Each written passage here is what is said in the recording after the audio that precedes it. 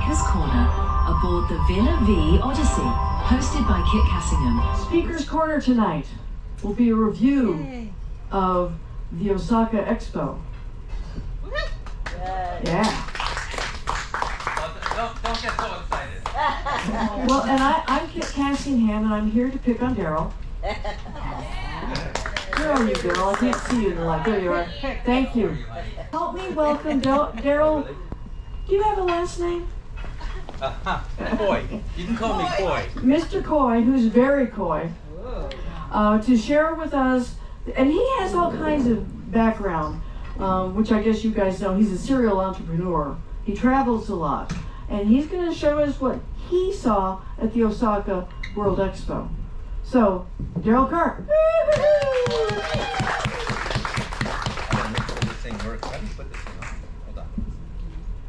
Supposed to do that before. Testing. No? Yeah. That's what we do ahead of time. Oh my, is this on right? It's working, so it's on. You're not supposed to say yes. You're supposed to say yes. Great statements. You want me to leave the stage now? Sure, why Okay. not? Hey, thank you all for coming. This was kind of a last minute thing that we threw together after the World's Fair when we left Osaka. Because I wasn't really 100% sure how many people had the opportunity to go to the World's Fair and how many people didn't get a chance to go to the World's Fair. For those of you that showed up to went and didn't see anything? Right. For those of you that went to one of my previous talks about it, they got all excited, like I got excited, and then showed up and didn't actually see anything. I did. So I am a junkie. So this is my 5th World's Fair. My very first World's Fair was in 1967 in Montreal. Yes. Yeah. Expo 67. I'm not going to tell you how old I was. But I'm going to continue to go to every one until I die. And the problem is I'm getting older, and they're only every 5 years. And so I definitely wanted to go to this one and make the most of it. So I spent about 6 hours on the first day, 9 hours on the second, 8 hours on the third, and it was nonstop, no lunch, no dinner, to see as much as I could possibly see. And it was not easy. For those that, can I get just a raise of hand of those people that did go? So a lot of you, right? But if you are like most of the people I've met, you went for a few hours, you couldn't get in anywhere, it was hot, it was like, this is ridiculous, and you gave up, right? So, yes, there's no question that there were pros and cons to this World Fair compared to other ones that I've been to. For me, from an architectural perspective, I thought this was an amazing World's Fair. I thought that the architecture and the thought that went into a lot of the pavilions was amazing. However, the reservation system and the lineups to get in and the oppressive heat made it extremely difficult for foreigners like us. It was clearly a World's Fair that was designed for Japanese, right? It was people that bought seasons pass or annual pass that could go for a couple hours, see one pavilion, then go the next day, couple hours, see another pavilion. But for those of us that were trying to see a lot within 2 or 3 days, it was next to impossible. But I did the best that I could, and I want to just share with all of you, either those that did not get a chance to go, or those that did go but didn't really see a lot. I want to share with you some of the things that I saw. You guys okay with that? Yeah. So this is just a very quick recap of the expo for those that did not get a chance to go. Again, this is what it looked like, and in the center was where all of the pavilions were, the country pavilions. Around the outside is where all the different corporations were. And by the way, for those that are interested in statistics, this expo, the grounds that you see, seemed like a really large area, didn't it? It was 383 acres. To give you an example, the last expo I went to in Dubai 5 years ago was not 383 acres, it was 1,083 acres. This was 1/3 the size of the expo in Dubai. And the one that I went before that in Shanghai was not 383 or 1,083. It was 1,300 acres. So as big as you thought this was, in historical terms, this was a small expo. Just to share a little bit more with you, they are expecting to get around, so you know the expo lasts about 6 months, right? So from about like March to October, April to October. I don't exactly know what 6 months is, but you get the idea. They're expecting 28 million people to show up for the expo. They are on target. They are averaging 150,000 people a day. Where's that?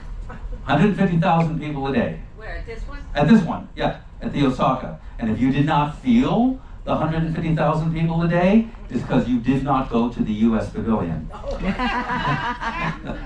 But again, to give you an idea, Shanghai, which I went to 10 years ago, did not get 28 million people. They got 73 million people and averaged 400,000 people a day. So if you want to complain about lineups and people, you ain't seen nothing yet. The other difference between this expo and the last expo that I went to in Dubai was rather interesting. In Dubai, 70% of all the visitors were from outside the United Arab Emirates. Here in Japan, 70% of all the visitors, of course, were from inside of Japan. The same thing was true in China. And it makes it difficult for us outsiders to visit an expo when the majority of people are from that country, because they can go every day and it just spikes up the numbers. A couple other statistics that you might find interesting. The cost to Japan. So they had budgeted $750 million to build this expo. Now that does not include the cost of the pavilions. That is the infrastructure, what they put in to build the expo. They budgeted $750 million. Their actual cost by the time it was done in April of this year was not $750 million, it was $1.6 billion. With infrastructure, the rail lines that they built, all the infrastructure that went, so that $1.6 billion is just to build the actual expo. All the infrastructure that was built to support the expo, $7 billion. Now, not including infrastructure, but billion, $7 billion. With a B. With a B, yes. Cairo. All right, interestingly enough, with the exception of the infrastructure cost, the actual cost of $1.6 billion, they will make a profit. So there's a lot of benefits to these World Expos, and for many countries, this was the case in China, this was the case in Dubai, and by the way, this will be the case in 5 years in Riyadh, Saudi Arabia. These countries use these expos as an opportunity to showcase themselves to the world, to tell the world we are a country to be taken seriously and we are a part of the world. So they invest a lot of money into these things. All right, so for those that went, you know that there was a little bit of, people trying to get in. I found this really interesting. I don't know if anybody saw this sign. I was in line and it says, "Inside the gate, there's no shooting." I said, they got that from an American expo. I thought that was quite interesting. So, needless to say, I put my gun away. So, does everybody remember this little character? The weirdest looking character. Like, what the hell, right? Okay, so this little guy. Oh, before I talk about this little guy, the main theme of the expo was designing future societies for our lives. So all the expos have themes associated with them. Sometimes the themes you sit back and go, really? Because our world really does not act the way you want it to act. But anyways, designing future society for our lives. The theme serves as a call to action for individuals to envision their ideal future lives and collectively create a sustainable society to support these aspirations. There's no question that these expos try to put a very positive spin on what they're trying to accomplish. Whether or not the countries in the world want to live up to that aspiration is a whole nother story. All right, this mascot. So this little guy, and if I pronounce it wrong and someone knows how to pronounce it right, please jump in. Miyaku Miyaku was the name of this mascot, and it was everywhere. It was a stupid looking mascot. Yes. The name, well, you have one on the back of your... Very recognizable, though. The name comes from the Japanese word Miyaku Miyaku, meaning passed down from generation to generation. Again, it had meaning to it. And it also hints at Miyaku, which reflects the red celled-like head. It's a mysterious, ever-changing creature born from the fusion of cells and water with its true form unknown. It sounds like the dinner I had tonight. All right, so that was Miyaku Miyaku. I think they could have been, so. All right, for those that went to the World's Fair, the very first thing that you saw was this ring, right? The grand ring, as they called it. It is the largest wooden structure ever built in the history of the world. It means unity in diversity. Largest wooden structure ever built. It is 2 kilometers around, and for those that are not Canadian or British or whatever, that's what, 1.2 miles around or something like that? Yeah. It is 60 feet tall, or the equivalent of a 5-story building, and it equals in square footage 14 football fields.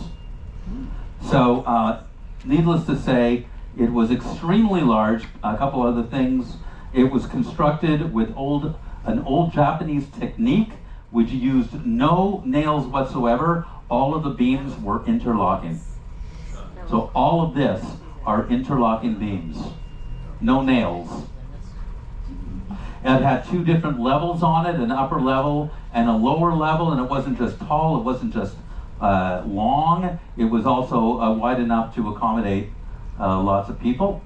Here is the Guinness Book of World Records certificate, and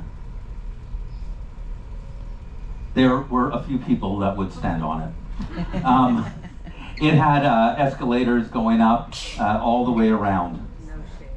Oh, by the way, when they originally built this, it was going to be a temporary structure, but they have since decided, because of its grandeur, that they're going to make it a permanent structure. So they're going to build a lot around that area. And by the way, for those that don't know, the World's Fair was built in Kansai, which is a man-made island. The airport in Osaka, which is also on Kansai, is completely man-made on reclaimed earth. It is absolutely amazing what they've done. So it's going to be a permanent pavilion. Darrell! It's got to be Fran. Who is that?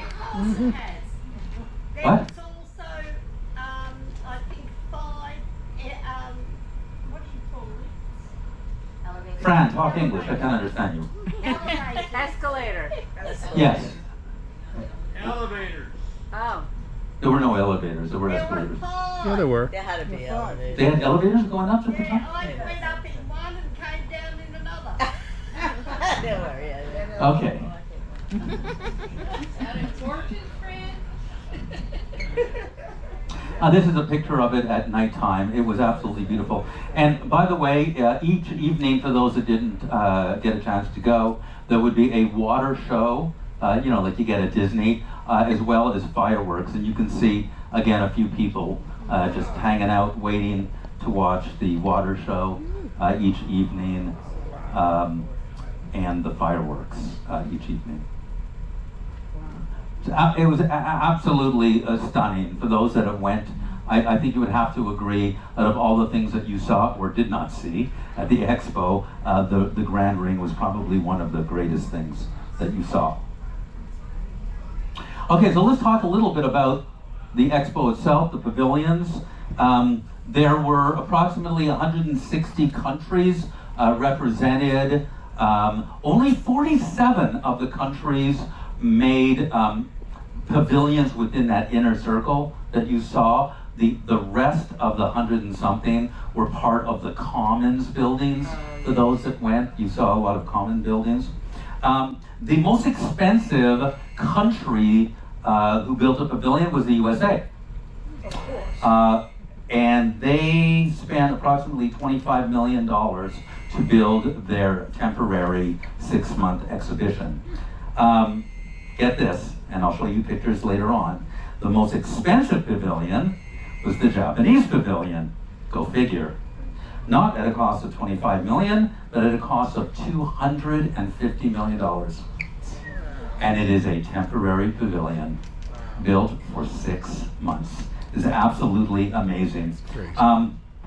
The Japanese government actually had a problem with this expo, partly because of, you know, the financial situation of the world, the uncertainty of the world, and a lot of countries that committed did not live up to their financial obligations. And in fact, the government has covered more than $40 million in unpaid construction fees for many of the pavilions like Germany, Serbia, and Romania.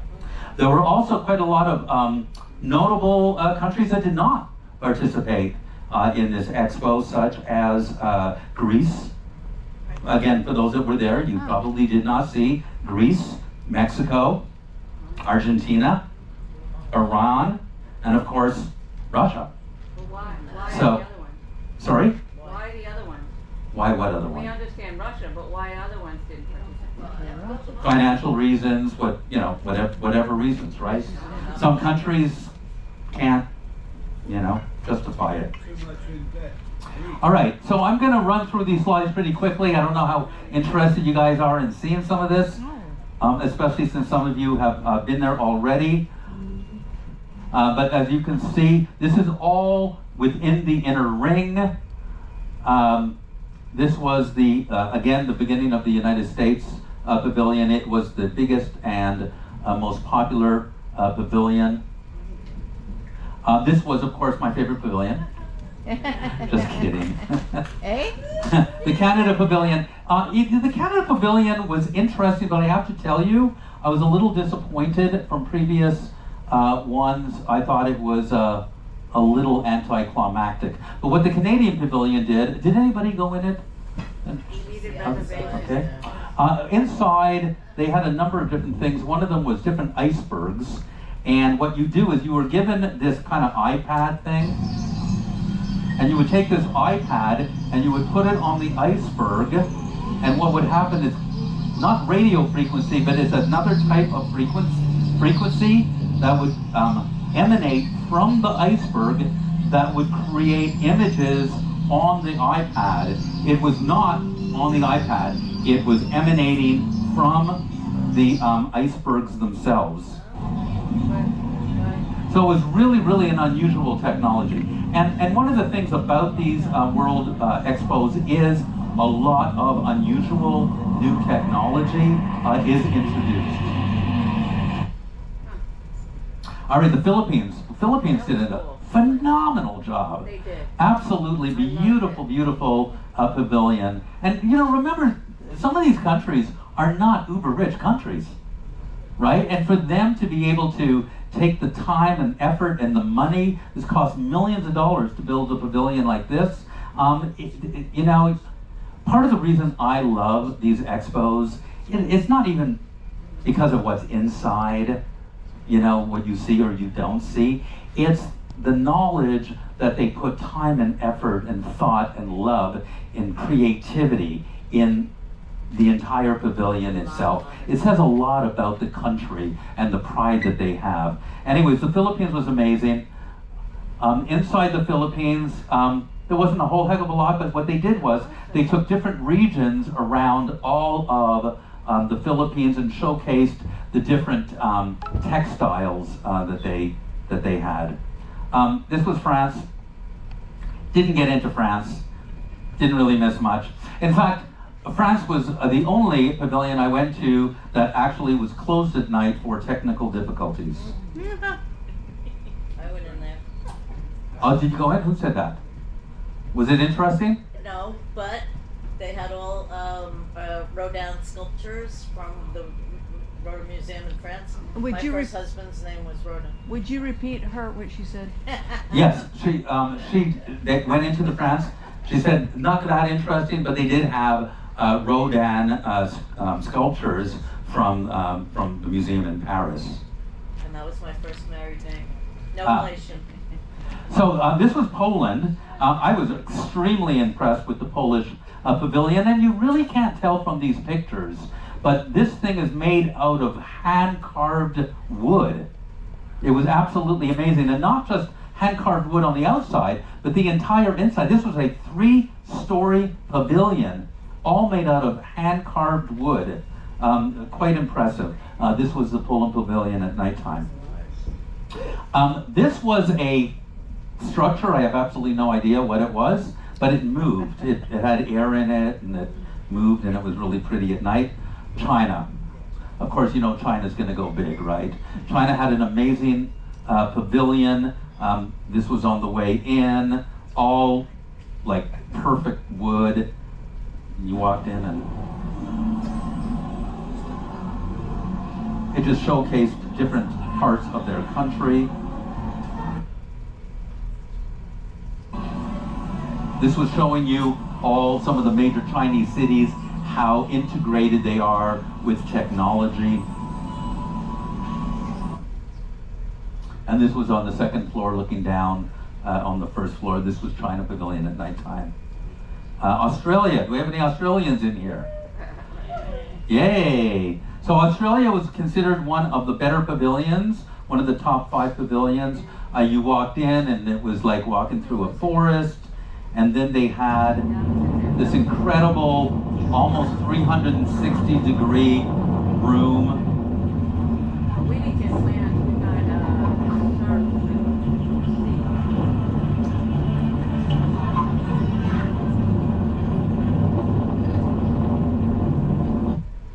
yeah, that's all. I didn't finish the end of it because you guys, I don't want to bore you. And then it showed you, underwater, etc. And this is Australia at night. Australia was also known as having some great music playing outside, right over there. It was cool. This was India's pavilion, which I thought, did anybody go inside of India's pavilion? Did anybody even know this was India's pavilion? It was the only pavilion at the expo that didn't have the word India on it. It had some Sanskrit, which is the language of the Hindu in India, that nobody even knew what it was. But what was interesting about it was the roof. So if you were on the second, if you were on that, wooden walkway walking around and you were in front of the Indian pavilion, this top roof of the Indian pavilion was a complete screen. Yeah. That would be showing you, visual images. In between India and Australia was the Indonesian pavilion. I don't think I went in the Indonesian pavilion, but it was quite interesting. All right, Saudi Arabia. So anybody go inside the Saudi Arabia pavilion? Yeah. Yeah, it was kind of cool. It was kind of cool. It was like walking through a maze from room to room, and you had absolutely no idea what you were seeing, and you were thinking to yourself, boy, they could have done a lot more with the space that they had. But it was definitely an interesting pavilion. Thailand, of course, one of my favorite countries in the world, they always go all out. They showcase the things that make them great, such as their medical healthcare industry, their food, of course. Who doesn't love Thai food? Right next to them was Turkey. Where's Memo? We went Yeah, there. Turkey always goes all out. They did great. Love Turkey. Yeah, I don't need it. Oh, I just saw the ice cream guy. This was the Austrian Pavilion, which I did not go into. The theme of the Austrian Pavilion, of course, was music and Mozart, but tried to sneak my way in and they wouldn't let me. I did sneak my way into most of them, but that one wouldn't let me go. Switzerland, did not get into Switzerland. Well, did anybody go into Switzerland? How was that?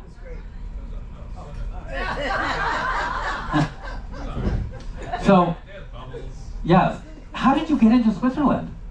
Did you have a reservation? Wow. So Switzerland was one of the top 5 pavilions. What we got into? They felt sorry for you. So what's interesting about the Switzerland pavilion, I did not get a chance to see it. I don't know, Lori, if you remember the statistics, but this is the lightest pavilion in like a few pounds or something like that. Do you remember the statistics? It was like for every square meter, it was like 1 gram or kilogram. Yeah. So it's like you could carry the entire Swiss pavilion in your hands. And almost all of these pavilions, by the way, use renewable material. Either material from a previous expo or material that they're going to use in a future expo. So sustainability is a big part of what they sell. This was Monaco. This was really, really an interesting pavilion. So when you first got into the Monaco pavilion, they showed you a little bit of a rainforest. I had absolutely no idea what the connection between that and Monaco was, but it was interesting. Yeah. Sometimes you go to these pavilions and you have no idea what they're trying to tell you, but they're interesting to see. So Monaco was really, really beautiful. This was the Germany pavilion. By the way, are you guys finding this interesting at all? Okay, I don't want to waste your time. Okay. So look, you're getting your money's worth, right? The tickets were free. Okay. This was the Germany pavilion. I did not get a chance to go into the Germany pavilion. This was the Malaysian pavilion, right? I saw the Frims at the Malaysian pavilion. They never looked so miserable in my life. I'm just kidding, John. This was inside the Malaysian pavilion, just showcasing their cities. As you walked around at night, maybe you saw some of the architecture and structures that were around the World's Fair at night. Spain, I don't know if anybody went into Spain. I thought it was a little disappointing for a country as great as Spain, but maybe it was just me. Azerbaijan. Anybody go into Azerbaijan? Yeah. Azerbaijan was amazing. And by the way, has anybody been to Azerbaijan? Okay. When we have an opportunity to get to that part of the world, I want to have an opportunity to talk to you. Because I've been to Uzbekistan, Kazakhstan, Tajikistan, Azerbaijan, Armenia, all of them. And Baku, the capital of Azerbaijan, is one of the greatest cities in Central Asia. Wow. And you do not want to miss it. When you go, is anybody a Formula One fan here? Okay, that's what got me into Baku, right? I'm watching a Formula One race and I'm going, where is this in Europe? Right? Because the architecture is all European. And then I go, Baku, where the hell is that? This is a city, I don't mean to take time away from this, okay? But Baku is a city that combines 3 distinct personalities. It has European architecture, like you swear you're in Europe. It has modern skyscraper Dubai type architecture. And it has old school Middle Eastern architecture, all in one city. So anyways, Azerbaijan did an amazing job with their pavilion. When you walked in, these were women that actually were twirling around. And then, for some reason, for those that went, maybe you could explain this to me.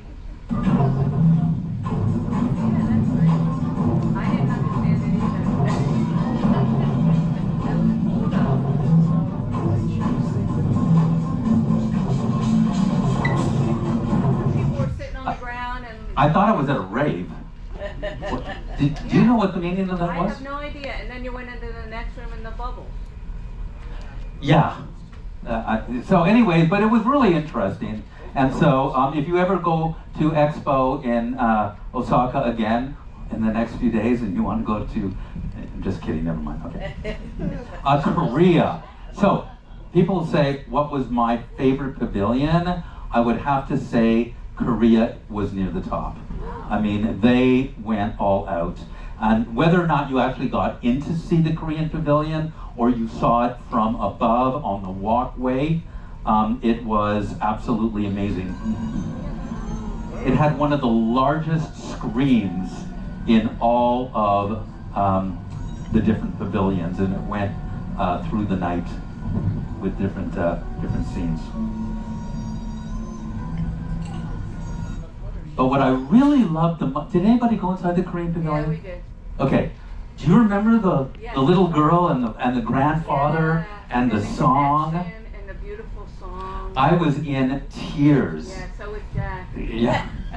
And well, that says a lot. He doesn't tear for very much. He does. Anyways, it was absolutely a beautiful story about a grandchild whose grandfather passed away before he finished writing a song for his granddaughter, and she finished the song for him as she got older, and it was just so beautiful. And then she emailed it to him. And then she emailed it to him in the afterlife.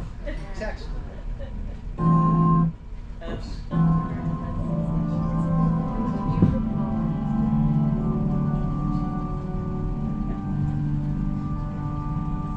I'm missing a lot of it, so it may or may not. This is as she's older and she's pulling in different music and themes. So this is not one screen. This was screens that were almost 360 degrees around.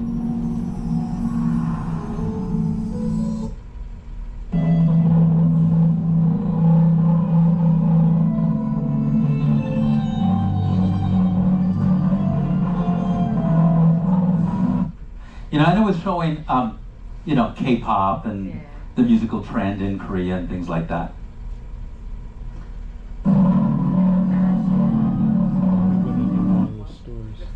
Korea also had, this was interesting, Korea also had one of the nicest gift shops. So almost all of these pavilions, they had like restaurants, cafes associated with them, and a lot of them had gift shops. The Korean gift shop wasn't part of the Korean pavilion. It was on another building altogether, but it was huge, and it had a lot of really, really nice things. Ireland, I did not get a chance to go into the Ireland pavilion. I don't know if anybody here did. But can anybody tell me what this thing is supposed to represent? A harp. A harp. Is that a harp? A lyre. Okay, I thought it should have been a harp, but okay. This is the Qatar pavilion. It was very, very cool. Completely surrounded by water. This was Bahrain, again, an amazing piece of architecture. Highly disappointing. This was the United Arab Emirates, an absolutely huge pavilion that had very little inside. And considering the last World's Fair was in Dubai, I was extremely disappointed, and I love Dubai. It was almost a snow. By the way, you know our ship is going to Dubai, right? Right? Yep. Okay. You know how excited I got about Japan? A little bit? Excited? Okay, I'm going to share some things with you. When we get closer to Southeast Asia, to Thailand, Cambodia, Vietnam, the only place in Asia I like more than North Asia is South Asia. So I'm going to share everything that you may want me to share with you about making the most of Southeast Asia. But when it comes to the Middle East, I am a huge fan of Dubai. I've been there 4 or 5 times. Dubai, by the way, anybody want to guess the #1 most visited city in the world? Dubai. No. New York. No, not even close. Bangkok, at 25 million people. Number 2, Paris. Number 3, London. Number 4, Dubai. It is an absolutely amazing city. I can't wait to get there and share it with you to whatever degree you will allow me to share it with you. But anyways, I was extremely disappointed with the pavilion, so I will not hold that against their country. Portugal. I did not get a chance to go into Portugal. However, it was a fascinating looking pavilion from the outside. Darrell, Portugal was all ropes, right? Yeah, it was, again, I didn't really know the meaning of it. I mean, I was only there 3 days. I didn't have the time to really learn everything. Okay, Turkmenistan. This was another one of my favorite pavilions. And for those that saw me the other day wearing my Turkmenistan shirt, wasn't because I've been to Turkmenistan. It's because I went to the Turkmenistan pavilion. But it was an amazing, so out of all of the stands, and I mentioned to you, I've been to every stand there is, except for Turkmenistan. Because Turkmenistan is the North Korea of Central Asia. It is the most closed off dictatorial, whatever, country in Asia, in Central Asia. But they did one hell of a job with their pavilion. This here, sorry if I'm standing in your way, this here was a huge screen that was showing you, you know, screen type stuff. Because that's what screens do. Interestingly enough, it was one of only 2 pavilions that actually had the picture of the president welcoming you to their country. Anybody want to guess what the other country was? USA. Oh, okay, whatever. We're not talking politics here. Okay. They had an amazing.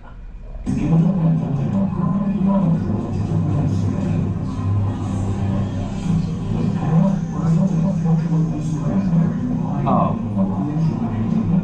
you can't hear the quality of the. So I'm sorry, you can't really hear the quality of what they're saying. So this was a video sharing the history of Turkmenistan and what they have brought to the world and the development of their country. And it was actually really interesting and very impressive for a country that's not really very rich. And this was a modern day, and this was part of their gift shop. It was very impressive. Okay, this was another pavilion that you may have seen.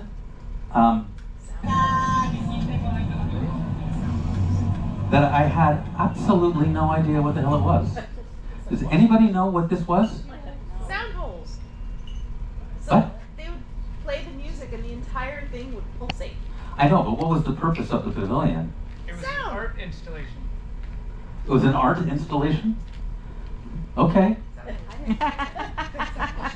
Creative art, okay. So unfortunately, I don't have a picture of the outside of this pavilion.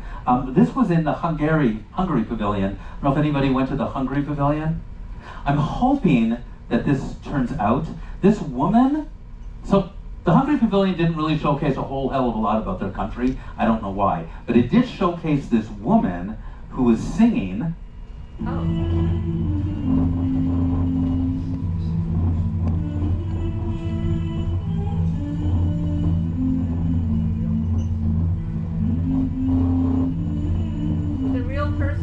Yeah, it's a real person. When you first walked in the room, you had no idea it was a real person. And then they started singing, and she was spectacular.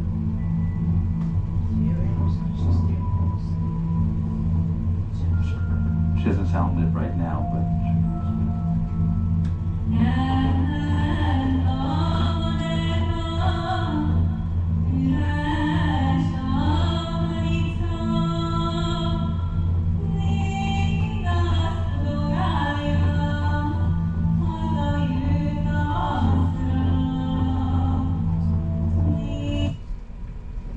Anyways, it was beautiful.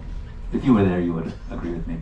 The UK pavilion, I tried 4 times to get into the UK pavilion. Yeah, you guys in the UK, it's like, They wouldn't let me in for anything. It didn't matter what excuse I came up with. They wouldn't let me in. So I didn't get a chance to go in the UK pavilion. This was an interesting pavilion.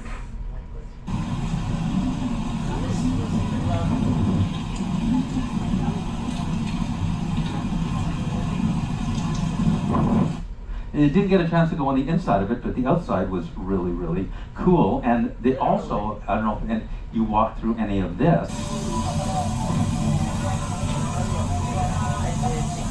This is not gas, by the way. This is like dried ice. What country is that? It wasn't a country, it was just a thing. So this building here, I'll share with you in a minute. This was Singapore, but this building here was the Netherlands. The Netherlands was considered one of the top pavilions in the expo as well, and it was built around the theme of this ball that you see right there. And so when you walked in, you were given a ball. Did anybody go in the Netherlands? Yeah, it was I had to get a reservation almost 3 months ago for this. And by the way, for those that didn't get an opportunity, I started talking about this 3 months ago, right? I had reservations for some of these as early as 3 months ago. It was the only way to get into some of these things. But anyways, they gave you a ball and you went around to all these different places, and they used the ball to connect you to what made the Netherlands important. So this was underneath the ball. So this was a 360-degree inside of the dome kind of video that it's not showing you very well with the sound. Kit, we got the sound to work, but the quality's not very good. I'll blame it on my computer. And that was really cool at the end because they had all of us come together with the balls to unite our efforts, if you will. Okay, so this was Singapore. It was one of the more expensive pavilions to build. This whole thing was made out of these discs, like literally millions and millions of these red discs on the outside. And when you walked in, you walked through a maze that was similar to the forest, if you will, in Singapore. And then it connected you with these other balls that you learned about Singapore. And then you went underneath the ball, just like in the Netherlands, right? Same concept, you went underneath the ball, and it was like a huge video. So this whole thing went all the way around.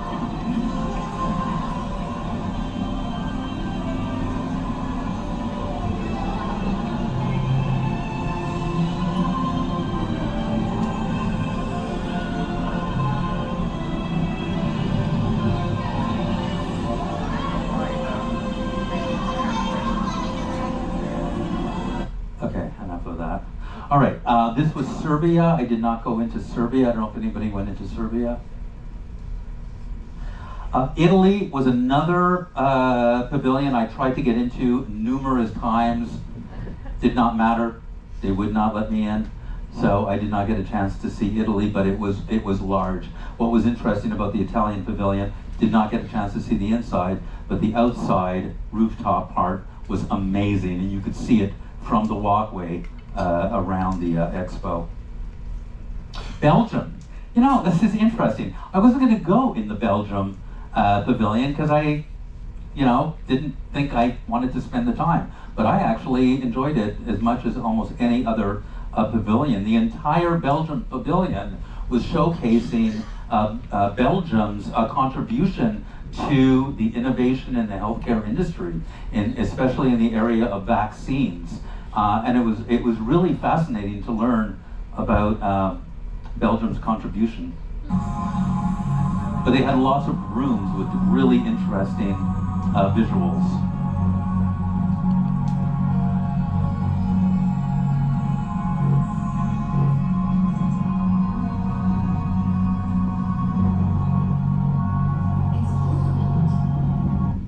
Can you see back there? Yeah? Okay. Your eyes were closed, so I wasn't sure if you could see them. Just kidding, Susan. This was the Blue Ocean Dome, which I did not get a chance to go into, but it looked really, really fascinating. This was another one I did not get a chance to go into. Did anybody get a chance to go into this building? So this is actually the building back here. It was all about life in the future, and this was their kind of humongous mascot. I did not get a chance to go in there. And these were different pavilions that were on the outside of the circle, so they were not things that I really spent a lot of time looking at. Uzbekistan. So I did go into Uzbekistan. And by the way, again, when the time is right, I'll talk to you. Probably my favorite country in Central Asia is Uzbekistan. For anybody who's not been there, who loves culture and history, you gotta go to Uzbekistan. Tashkent, right?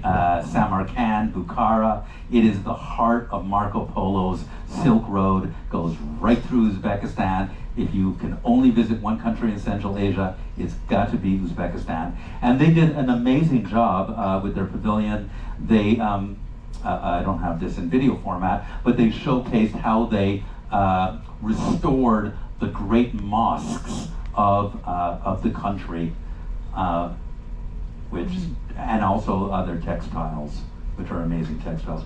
Common areas, lots of common areas for the smaller countries. For those that went and didn't get a chance to see the larger pavilions, you probably saw a lot of the smaller pavilions. This was inside of Romania. It was beautiful musicians. What was really interesting about Romania was this right here. This is a kimono that the Romanian pavilion built, full-size kimono, completely made out of ostrich shell. It was really, ostrich shell, yeah, it was really, really amazing. Okay, I'm almost at the end, guys. I appreciate you putting up with this.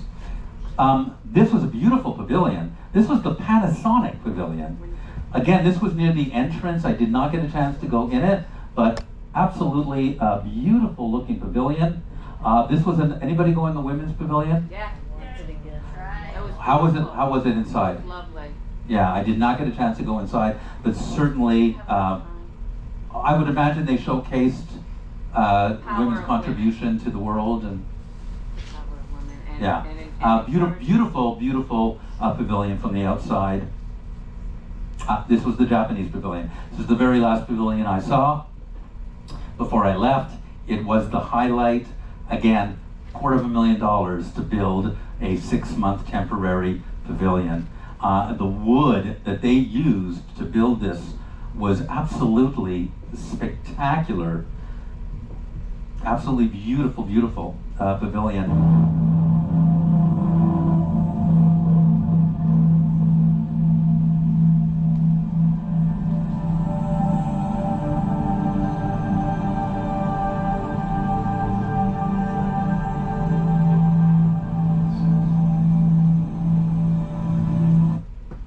Some of this stuff, it's hard to know exactly what it means.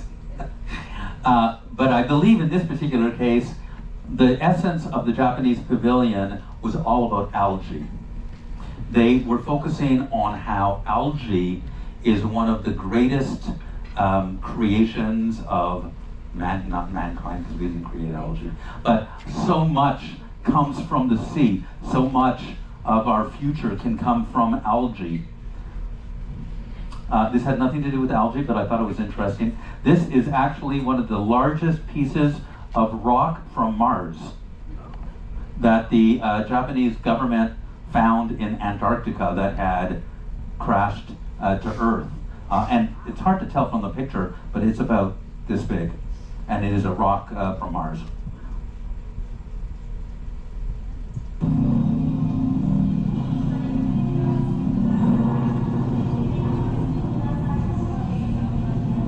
Again, not everything that you saw, you could understand what it was doing, but just to be able to enjoy the creative side of what they were showing you was quite interesting.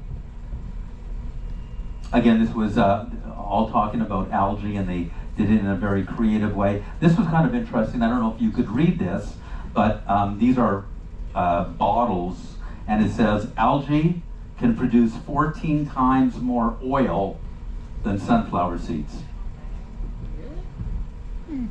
And this says, using the same amount of water, algae produces 50 times as much protein as beef.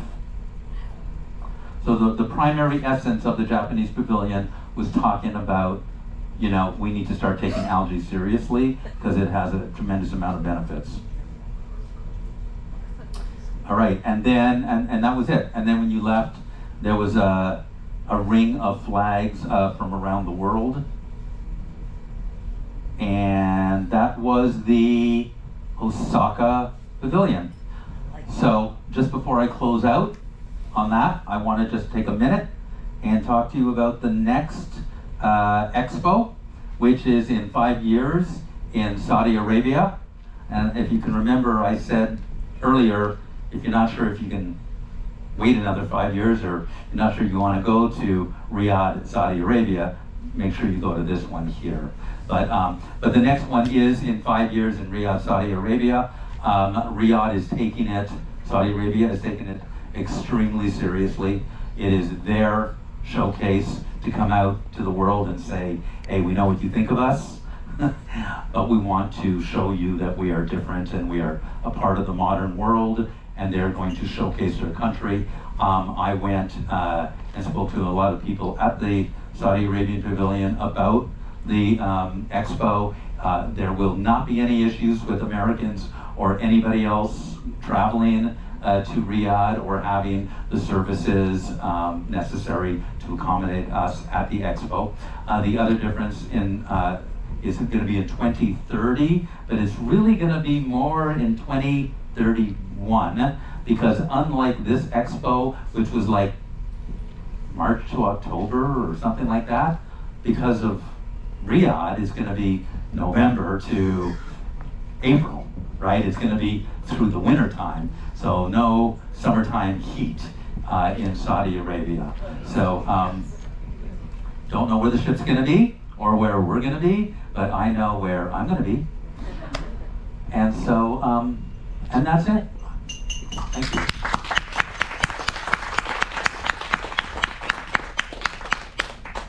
So, thank you for coming out. I really appreciate it. I know a lot of you were there. I know a lot of you had better things to do. Oh, you actually have a question? I do. Oh, shit. Okay. You mentioned that the U.S. pavilion was the #1? Or yes. And so, did you go in there? I did. What So the U.S. Pavilion was huge. It had 3 different rooms showcasing different aspects of their country, from technology innovation to space. NASA played a big role in funding their pavilion, and a lot of it had to do with NASA. A lot of it had to do with education. I found it interesting that a lot of Harvard and higher education schools sponsored education in it, but I actually thought they did a really good job, and for whatever reason, I don't know why I didn't take pictures on the inside. I apologize for that. Okay. Enough. So, okay. I have tons of questions. You mentioned the. Oh, hold on. Wait for the microphone. You mentioned the 2 previous expos being so much bigger. Yeah. Was it just because they had more land, or were there many, many more exhibits in those 2? I think it's a combination of things. I think that Shanghai and Dubai were larger because it was their country's opportunity to showcase their place in the world. I also think from a political perspective, countries wanted to participate in a big way to show their support for China or United Arab Emirates. Japan, this is actually the second time that Osaka has had an expo. They had an expo in 1970? 1970? Yeah, so this wasn't new to Japan. Japan didn't have as much to prove to the world, and also the world wasn't really ready to be spending billions and billions of dollars. So I think was a combination of The things. buildings were a lot closer together. Yeah, it was much smaller. Yeah, it was a third to a quarter of the size of the other ones. But I'm saying it might have been the same exhibit space, but pushed together. Sorry. And then the second question is, when you spoke about the infrastructure that they provided, Yeah. some of that, like the subways and all, will remain and be in use afterwards. Oh, yes. Oh, yeah. I think that they're going to turn that island again. The ring is going to be permanent. They're going to turn that into some, and it's right next to Universal Studios in Osaka. So they're going to turn that into some kind of an entertainment, cultural complex. Yeah. So, okay, am I done? You're done. Can I go to bed now? You can go to bed now, Darrell. Thank you. You know, that was absolutely beautiful.